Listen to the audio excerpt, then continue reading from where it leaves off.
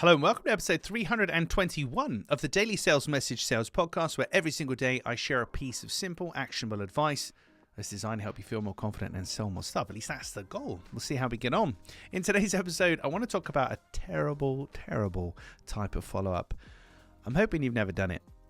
And I don't think it's just me, but it really grinds my gears. It's a single character on the keyboard. It's the question mark. Oh my goodness. When somebody follows me up with a question mark, or James and a question mark, or worse still, multiple question marks, so 3 or 4 or more in a row, really grinds my gears. And I know I'm not alone there. A question mark is not a follow-up.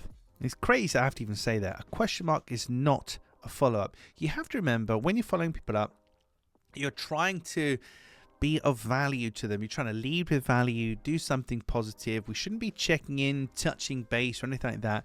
We need to remember that we got to leave people better than when we found them, particularly when it comes to following up. So by you just sending me a question mark as a follow-up, first of all, it feels very rude. Secondly, you've not spent any time in doing that. And also it kind of implies that, like, I owe you a response. I'm supposed to come back to you. Maybe you've just cold messaged me and I don't know who you are. And my lack of response is my response. Behavior is a form of communication.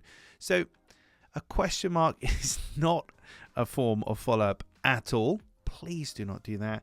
Just remember that when you're following people up, when you're communicating with people, you've got to have respect for them.